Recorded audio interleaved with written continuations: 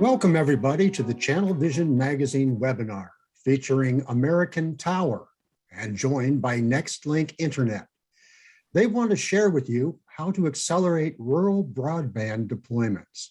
I'm your moderator, Bruce Christian, Senior Editor of Channel Vision Magazine.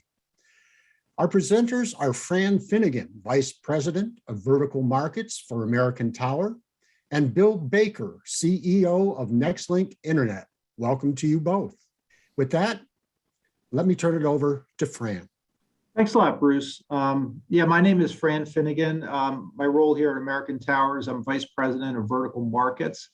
And basically what that means is I sit within the sales team and I lead the sales teams that address what we call our vertical markets, as well as our broadcast customer base.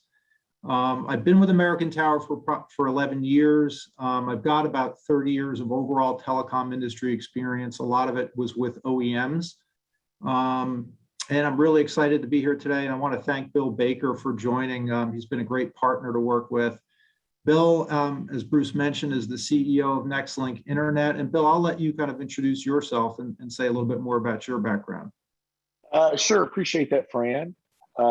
Yes, Bill Baker, CEO of Nextlink Internet, founded the company in 2012 in Texas and now currently cover 7 states across the Midwest and have approximately, hopefully we'll click over 80,000 subscribers here before Thanksgiving, and do a multitude of wireless technologies, as well as getting into fiber to the home a little bit more, but looking forward to speaking to everyone today.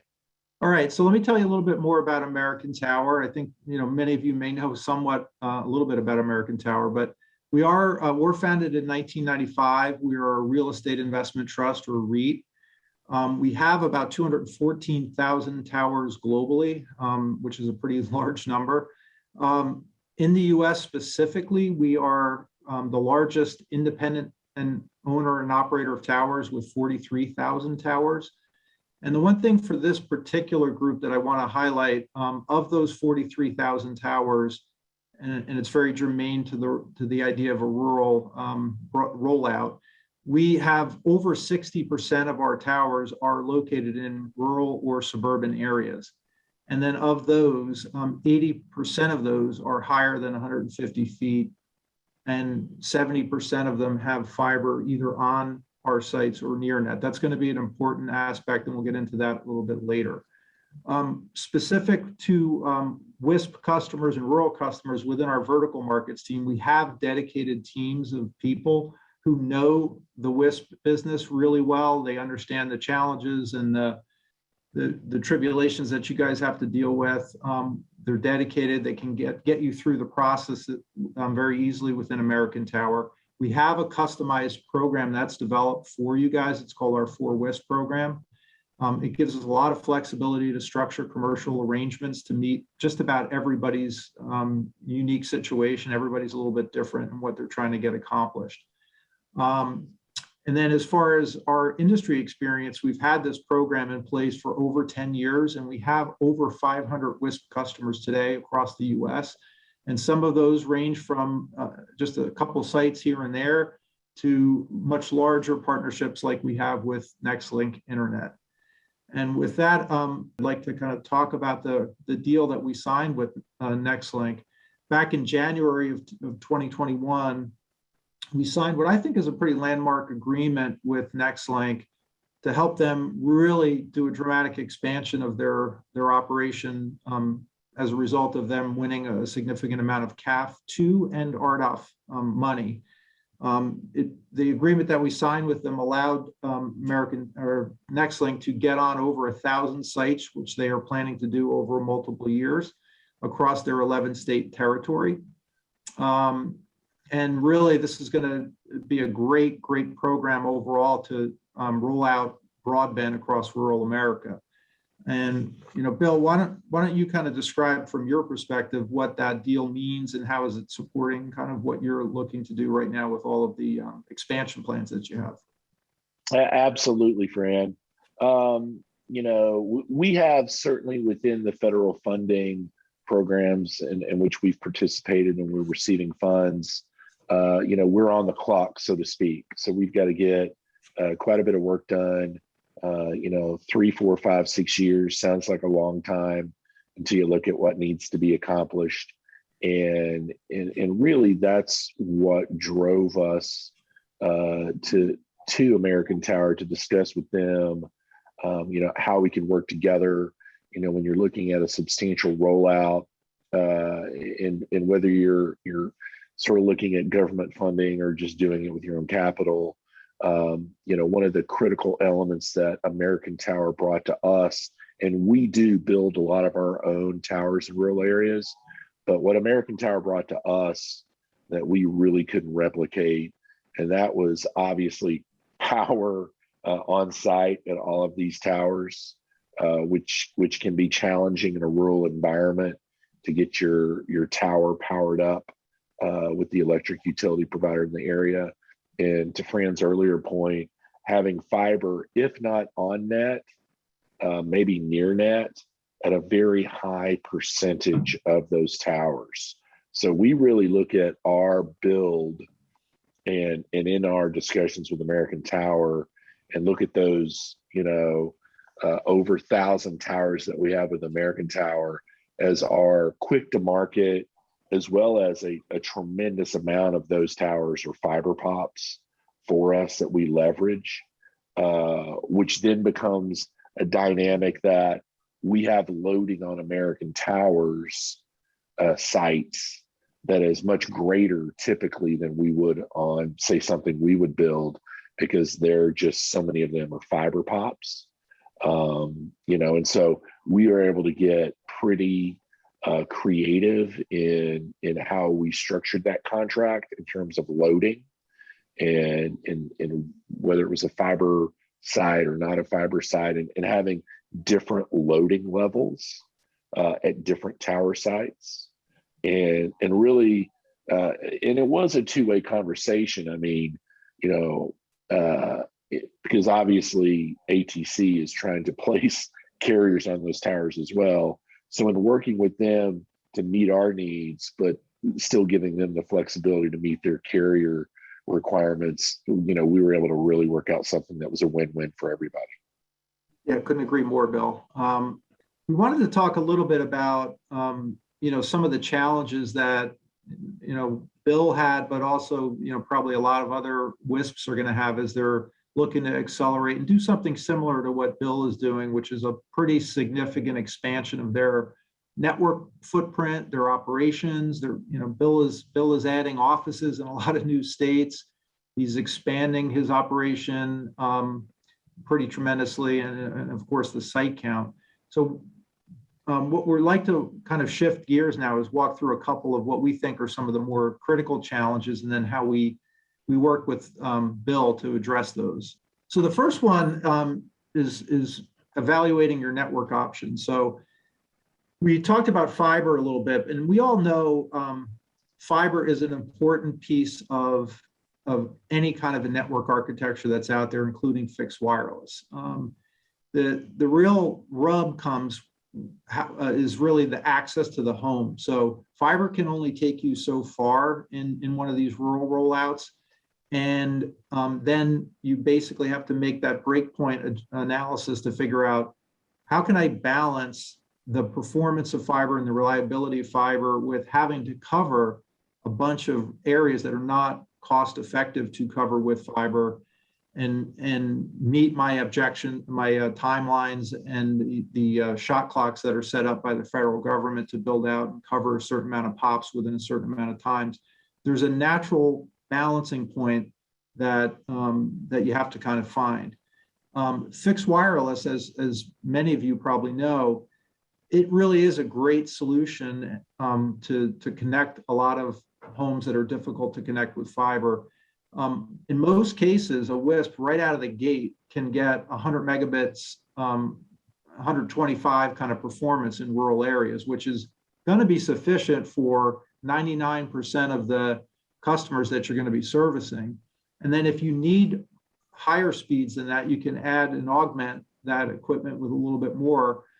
using maybe higher frequency spectrum to deliver up to a gigabit of service using fixed wireless. So we think that finding that right balance of cost, network performance, and then also the realities of how quickly it takes to get fiber out to the site is really super critical.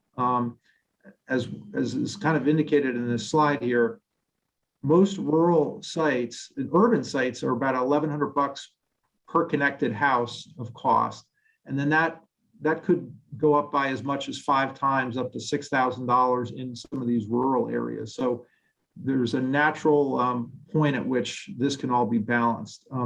Bill, why don't you talk a little bit about that? Because I know you went through a lot of planning and machinations to try to come up with that right balance. Can you say a little bit more about your experience in doing that?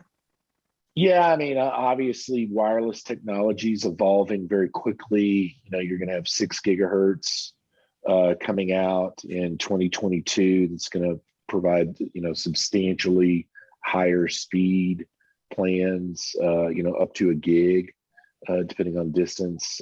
Certainly, CBRS frequency coming onto the market in 2021 has opened up a lot of non-line of sight performance at 100 meg at reasonable distances. So there's a lot more tools in the toolkit for fixed wireless delivery than there was just a year or two ago. And so there's a lot of if you will, means to get done what you need in your marketplace. And I'd also throw out there on the middle mile wireless as well, on licensed links. The technology has really expanded pretty substantially. We're carrying multiple gigs of traffic, easily up to 15 miles these days. And if you've got shorter hops, you can easily carry up to 10 gig. So I mean, there's technology has come a long way in the wireless space, and what you can do with it has just expanded massively over the 9 years that we've been in business. And so depending on what you're trying to accomplish in a marketplace between fiber or wireless, or if you have a government funded obligation, there's a lot of folks who are looking at the wireless middle mile to feed heavily rural fiber networks because you can carry so much traffic now. So it just depends on what you were trying to accomplish as a user. I mean, we work with a lot of electric co-ops, who used to sort of run their own networks on their own towers, and and they're starting to move away from that and work with us, leveraging the ATC backbone that we're on top of. Okay, so kind of another challenge, and this kind of fits with what we just talked about a little bit. It's a continuation. How do you assess what target markets and kind of what order you want to go build out your network? Knowing that there's a tower available is one thing, but having a rich set of data around that tower is very important. And I think Bill I know was really, really combing through data as he was designing and building his network in real time. But having access to information like what is the household count density for each tower? Does the tower fit within my RDOF coverage area or my CBRS coverage area, where I have some CBRS spectrum? What's the propagation? Bill talked about how critical fiber information is. Fiber available at the site or very nearby? It's not mentioned here, but power is very, very important to a lot of you guys because it is very costly and time consuming to get power to a site. So knowing that if I pick a site, it's going to be my hub site. If I have power there right away and I can just tap into a meter, that information is super important. So having a really, really, really rich set of asset data is extremely important to selecting the sites. And then downstream, it will help you avoid surprises. Is there sufficient capacity? Is there consent that's required? The fiber and power information. So, Bill, can you kind of say a little bit more about how you were able to use the data that American Tower, and by the way, we have all of this data available in our GIS database, and we can provide that relatively quickly to you. So can you describe a little bit the dynamic of how you were using that information with your engineering team to kind of pick sites? And you kind of alluded to it a little bit earlier, that, picking the fiber drain sites. How did that work, and how critical was that information to you?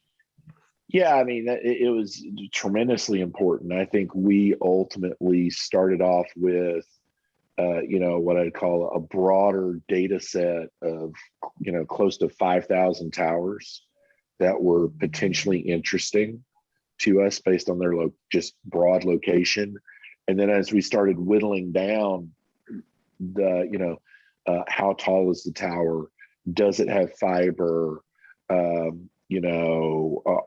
of the elements of propagation, coverage, fiber availability, all the bullets that are on this page.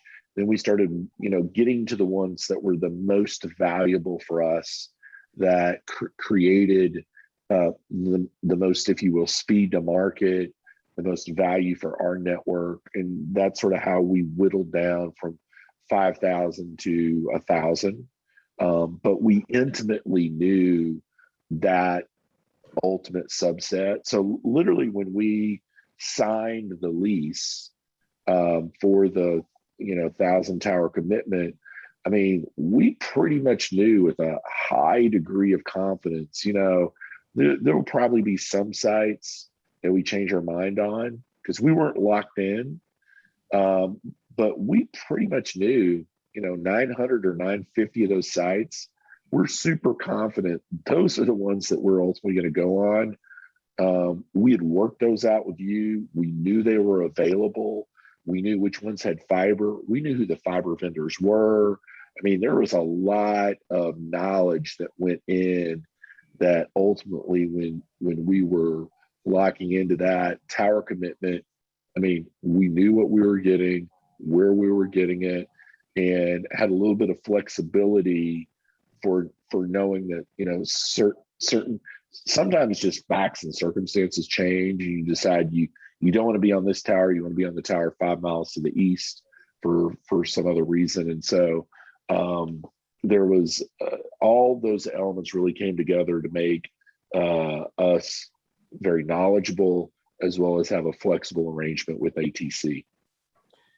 Yeah, and one thing I do want to mention, and you kind of pointed to the graphics that are up on this slide, that's actually taken from our site planning tool, Site Locator.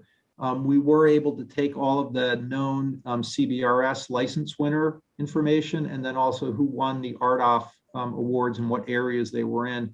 All that information has been loaded up into our GIS tool, which is online, available to our customers, so that you guys can actually, it can really assist you guys doing your planning to see, okay, where do I have an asset base that's right in the areas that I need to build, or if I have this spectrum. So I just want to mention that for the audience. But I'm glad that we were able to, that data was useful for you as you were planning it. I figured it was, since there was so much back and forth. I knew that you were consuming and using that data, which is great. Okay, and continuing on with the theme, and Bill's kind of alluded to it a little bit. If you're undertaking such a massive expansion, how can we kind of help streamline the build out? So if you're taking on as much of an expansion as Bill is, having a colocation model that's pretty standardized and then it can scale up is going to be super important. So in Bill's case, he's going to be doing 1,000 sites with us, which represents a pretty significant piece of his overall network activity. And having a common, consistent process for how to apply for sites and how to get that pre-leasing information available, how to go through the leasing process, and then how to tie off after the leasing process and then the installation process has gone live. Having that one partner that they can deal with has really been able to provide some efficiencies and economies of scale. It's really important, as if you're asking your team to kind of expand out and really stretch beyond what they were typically used to doing, having to figure out how to cobble together, with multiple partners, tens, if not hundreds of different individual little grain silos and barns and small tower companies, it's a bit challenging. So Bill, can you kind of describe a little bit how this streamlined process and that consistent process, getting consistent reporting, how does that help your team as they're trying to go ahead and build all these audacious network expansion plans? Yeah, well, I mean, I think it starts from the beginning of the lease, where we really had the information around structural availability at the beginning, right? So I think we're hundreds of towers into building out towards our 1,000, and I'm not aware of one adverse surprise that we have yet. I mean, you would expect at some point, data to be imperfect, but I don't think in the hundreds of towers we've actually gone through leasing process on that we've actually, found out, oh, no, that tower turns out isn't available. It's structurally full. So I think that's been, very helpful that the data you guys do have is accurate. And so we've been able to work with a no surprise leasing approach. But then to your point, it's a consistent lease application. And the thing that has been very helpful for us is it's a fast process. I mean, we're getting NTP turnarounds very quickly.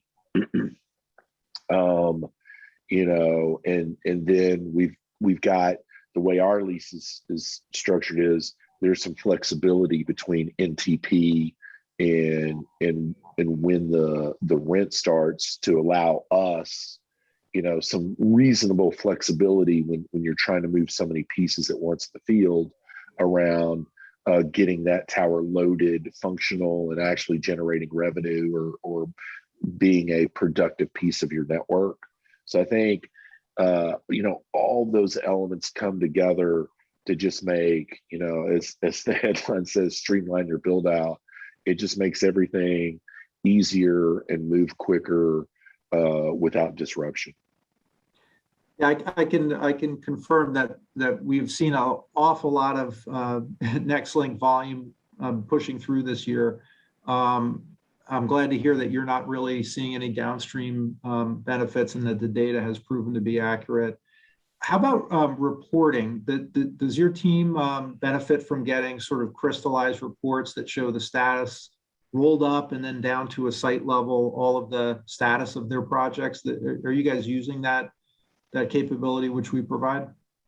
Yeah, I mean, it is sort of a confirmatory tool for us. I mean, when obviously we're building out as fast and as large as we are, we have a pretty significant project management team and tower leasing crew inside Nextlink. And so being able to access that data and confirm, if you will, that our status on certain towers, that what we show where we are, we can look to ATC in honestly a very simplified reporting format and get a confirmation that, yeah, we're on the same page between the two parties. Because honestly, when you're pushing around hundreds of towers at a time in the leasing process, it's, it wouldn't be shocking to have certain towers fall through the cracks, or somebody miss an email that, we didn't fill out the lease correctly, or, so just keeping everything moving without stuff falling through the cracks is what the reporting tools have allowed us to do. Yep. I also know that your team and yourself are not shy. If there's anything you need, you know how to get a hold of us, and having a dedicated absolutely. Team and I think that's a great point, because we're moving so many leases through the system with ATC. I mean, I would say my team and the ATC sort of lease processing team literally are emailing and talking on the phone every single day.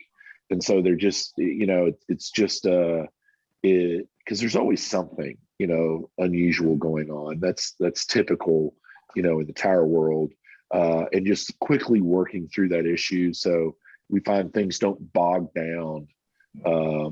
There's just an easy flow of communication.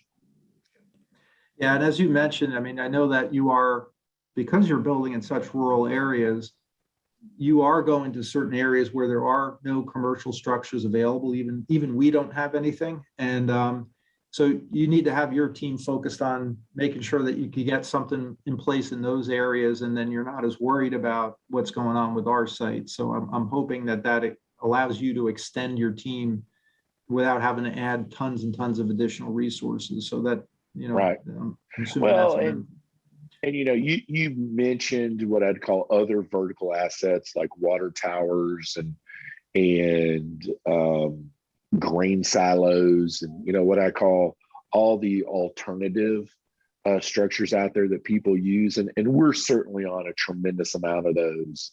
And but there's pros and cons to everything. The thing about a lot of these alternative structures, I've never had, I'm on a lot of water tanks, but I've never had ATC call me up and say, hey, I need you to get off this tower for 3 months because I'm going to paint it. But I do have that happen on water tanks. You just, so there's pros and cons to grain silos and water tanks and different structures. And, the one thing that we get with, ATC is we don't have to deal with a lot of those, what I call cons that the alternative structures have. You've got 24/7 access to the site. The tower's not going to need maintenance that's going to knock you off.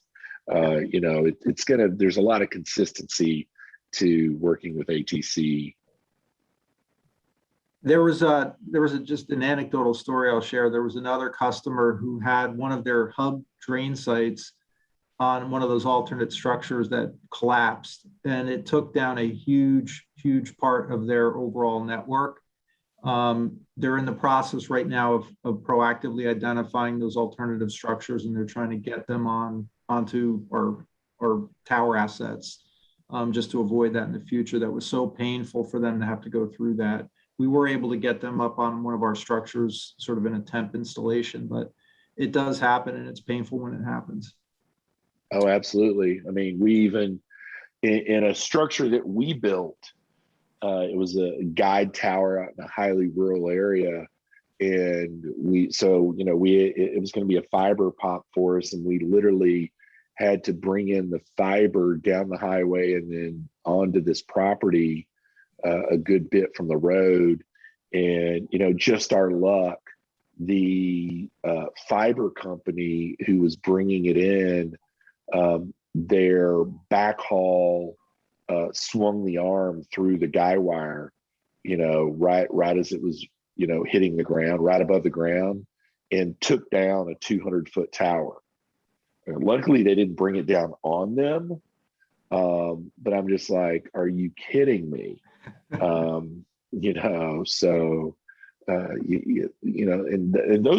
a great example of, nothing's ever out in a rural area when it comes to telecommunications. Nothing is ever simple or easy, but that's a lot of times what you get with the ATC sites. You've got power there. You've got, and we didn't talk about it, Fran, but even in many places now, I mentioned power in the context of power being on site, in the yard.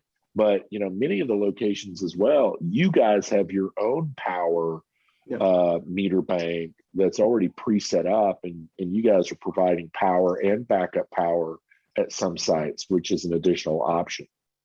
Yeah, thanks for bringing that up, Bill. We actually do have a very robust backup power program, and we do, to your point, we actually are the power provider at a lot of our sites. But our backup power program, we have probably at this point 5,000 generators that are deployed out there. Most of them are for a carrier, but we have excess capacity that people can take advantage of to tap in, maybe back up one of those drain sites or critical site, or people don't want to have to worry about sending people out to do any repairs. So having a backup power that's relatively cost effective has been helpful. We're seeing some WISPs start to take that up. Right. Well, what we're finding out in rural areas on power is, obviously there are, labor issues holistically in the marketplace right now.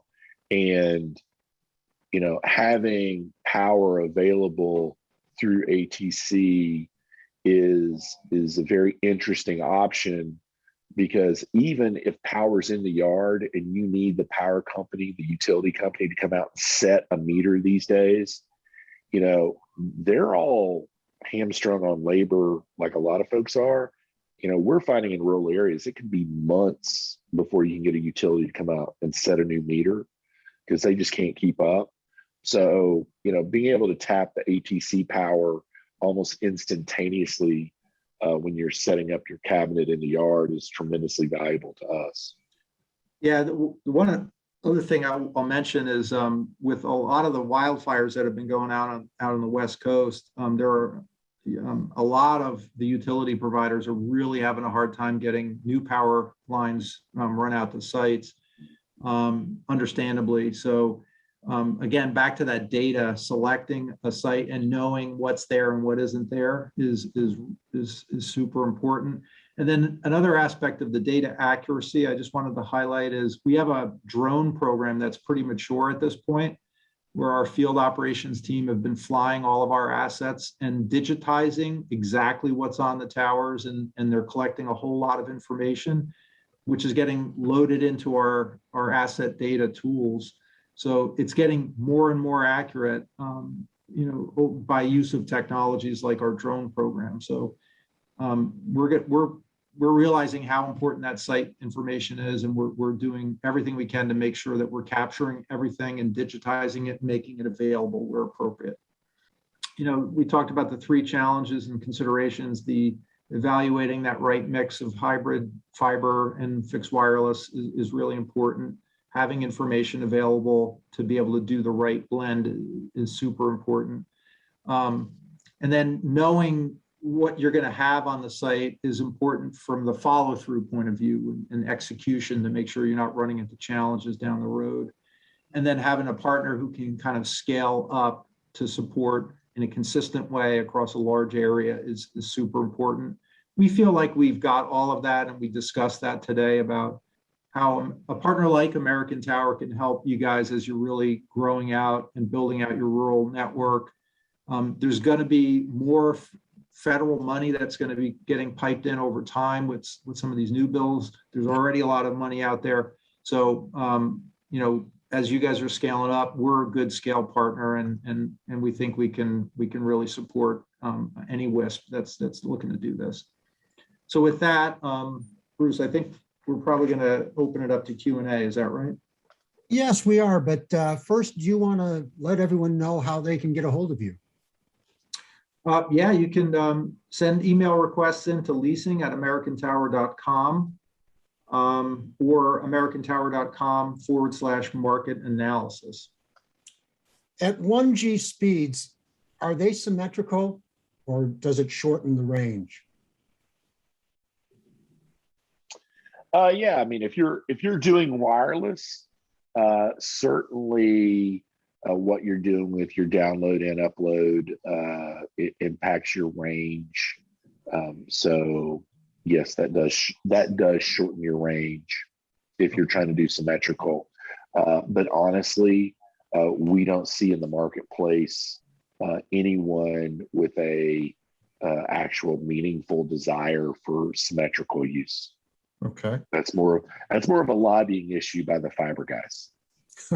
All right. Here's another question. What type of bandwidth is recommended for 50 to 75 users all requesting 50 by 10 bandwidth?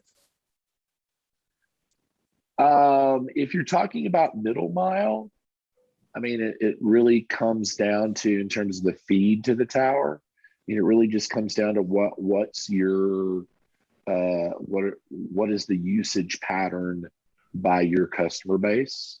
I mean, people have different variations in that. I mean, generally speaking, we see it peak time on wireless. We see actually around 4 megabit per sub average over a large population. And on fiber, where we actually have radically higher speeds, we've got tons of 1 gig fiber customers. The actual usage only increases to 5 meg. Once you have reasonably adequate bandwidth availability, increases in speed plans don't actually change usage patterns. So you don't see, and so that's the, if you will, the fallacy in a lot of the discussion. If you, to your question, if you've got 50 users being served fixed wireless and your access points across that tower can obviously handle that, your middle mile feed for that would sort of need to be, for 50 subs, give yourself a little bit of headroom, 5 meg times 50, you'd sort of need to have at least 250 meg, maybe give yourself a little bit of a cushion. But, that's generally going to capture your peak usage. Okay.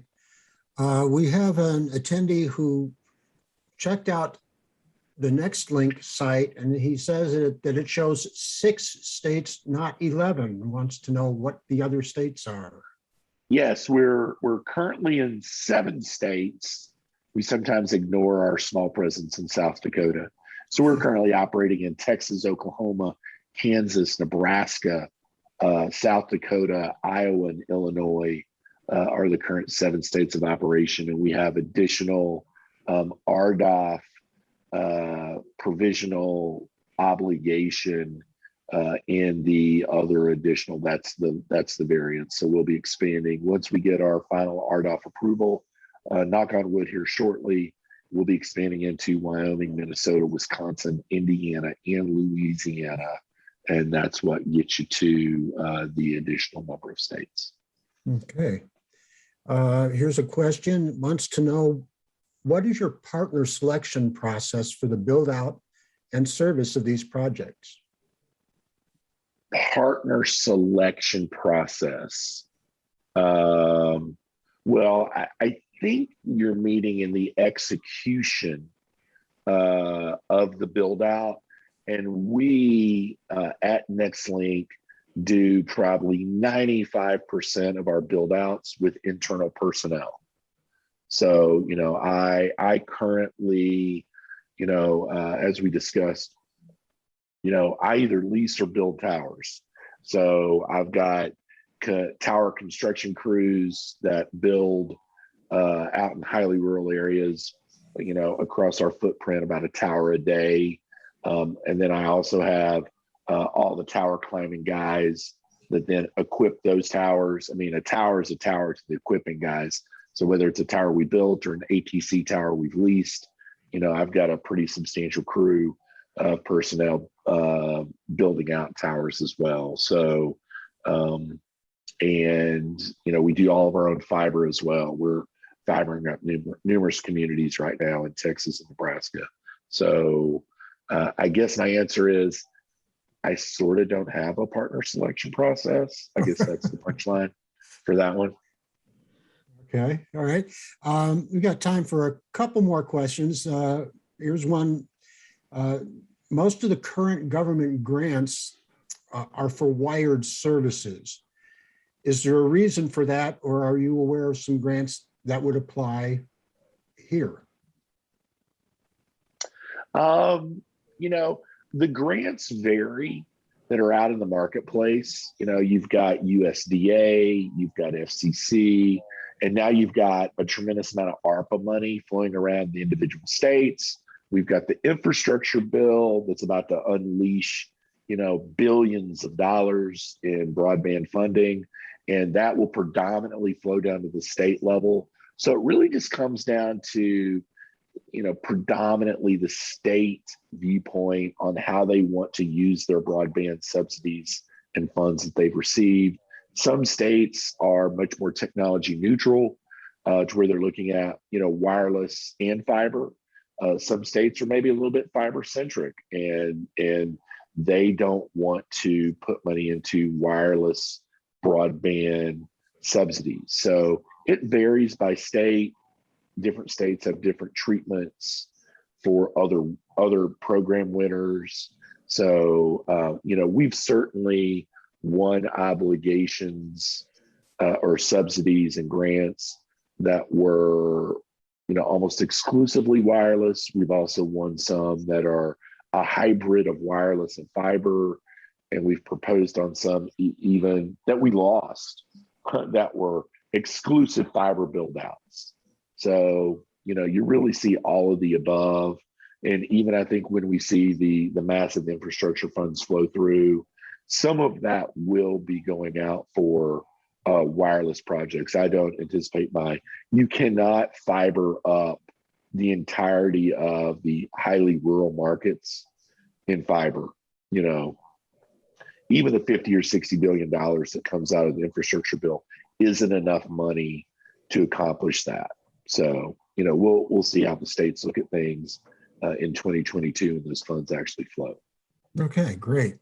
And the final question, Bill, is what is the leasing process like with American Tower? In a nutshell, it's pretty simple and standardized. Especially if you already know in the contracting, as you're sort of entering into your master lease, if you will, and you've already worked through structural availability. So you sort of that's usually the one gotcha. Between a tenant and a landlord in the tower space, you sign a lease for whether it's 5, 50, 500 towers. And if you have no sense of what the structural availability is, that's a big leap into the unknown. Obviously, if you're talking about predominantly a rural market, I would tell you that structural availability is relatively high compared to, say, a suburban or urban market where, it's not shocking that every carrier might be on a tower. You got in a rural market, that's generally not the case. So, but working with ATC in the manner we did in master lease, we pretty much knew what structural availability was in our target market. And so we had a tremendous amount of confidence entering into the contract that we weren't going to have a lot of structural, surprises along the road. And I think that was the biggest issue and positive in our experience with ATC in this contract compared to even a past experience with ATC where we didn't know that numerous years ago, and other tower vendors who just don't tell you that up front. You got to figure it out as you go down the road. You just hope that most of the towers you apply for are available. Okay.